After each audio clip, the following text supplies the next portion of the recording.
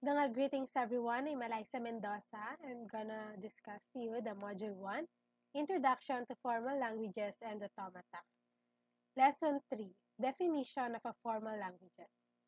So we're gonna tackle the formal language, types of automata, application of automata theory, and application of formal language. So this is the continuation of the Lesson 1 and Lesson 2 in Module 1. So what's a formal language? It's a collection of string made up of symbol where each string follows a specific rule. So ito na yung mga string na meron ka dapat na sinusunod na specific rule para malaman mo kung ano yung allowed and ano yung hindi. For example, let's create a simple state machine for the formal language where string must start with A. So ang rule niya ay yung string dapat nagsisimula sa A. So dapat yung example mo, A, AB, AAB, basta lahat ng string na nagsisimula sa A. So yung Q0, ito yung first state mo, or the initial state. So state after reading A, so A, then iikot siya sa transition na Q1, magiging A, and B, hanggang makapunta siya dun sa final state. This is another example of that. Ang valid string na tinatanggap niya is A, AB, AAB. Kasi lahat yun nagsisimula sa A. Okay? So, katulad nito, yung diagram natin, lahat yan pwede mong gamitin AAA basta nagsisimula siya lagi sa A. Okay? So, another example. Pero ito, nagsisimula rin daw dapat sa A. So, ang valid string niya ay A, AB, AAB kasi lahat ng yan nagsisimula sa A. Ang invalid niya ay B, BA, and empty string. Kasi hindi na siya nagsisimula sa A. So, hindi ka sumunod sa rules kapag sabi ka nagsimula or sa empty string kasi nga hindi ka nagsimula sa A. Okay? This is a binary language. Example. 0 at 1. This means any combination of symbols 0, 1 is a part of the language. So, kahit ayun siguro dyan yung mauna. Kasi wala namang rules na sinabi. Basta ang sabi, 0, 1, dahil dadalawa na nga lang sila, so maalin lang sa kanila. Like, so, pwede siya maging 0, 1, 0, 1, 1, 0, 0, 0, 1, 1. Or, pwedeng 1, 0, 0, 1, 0, 1, 1, 0, and so on. Pwedeng magiging 0, 0, 0, 0, 1, 1, 1, 1, 1, 1, 1, 0, 0, 0, and etc. Basta 0 at 1 lang dahil nga nasa binary language tayo. Pag hinaluan mo yun ng 0, 1, 2, 3, so hindi na siya binary language. Mag-i-invalid na siya. Okay. Then the example number 2, language of balanced parentheses, consists of two symbols, the open and closed parentheses. So it is balanced, of course. An empty string with no symbols. Siyempre, empty string, balance siya kasi wala namang nakalagay. O dito, isa lang yung closed parentheses, isa rin ang open parentheses, dalawang open parentheses, so dapat dalawa rin yung closed parentheses. Dito, hindi na siya nagbabalance kasi nga, dalawa yung open mo, tapos isa lang yung closed parentheses mo. Dito naman, isa lang yung open parentheses mo, then dalawa na yung closed parentheses mo. So, mag-i-invalid na siya kasi hindi na siya balance. Okay?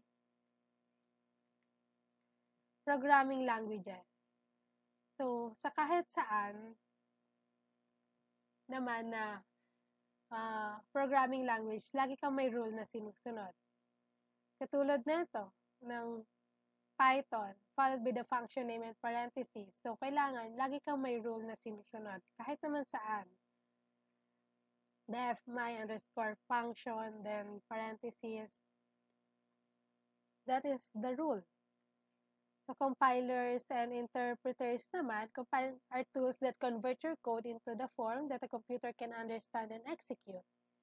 They use the rules of formal language to read your code and translate it into machine code. So, when you write code in Java if your code follows the Java grammar rules and then converts it into the bytecode. So, bago ka mag-convert, so i-check muna nila yon ng Java compiler kung sumusunod ka dun sa rules ng Java bago ka nila i-convert sa bytecode that runs on the Java of the JVM. So, susunod ka pa rin kahit sa compilers and interpreters, susunod ka pa rin sa rules. Automata theory is a study of abstract machine and what they can do. Forms are used to describe the different types of problems these machines can solve. A simple automaton like a file can recognize patterns in text, such as whether a string or characters consist only of A and B, S. So, sa automata, syempre may rules ka pa rin sinusunod para ma-recognize niya yung pattern or sequence ng isang automaton. Katulad natin, string consists only of A and B. So, meron ka pa rin rule na dapat sinusunod. Natural Language Processing, or the NLP, is a field that focuses on interaction between computers and human natural language, used to create models that help computers understand and generate human language, like translating language, summarizing text, or recognizing speech.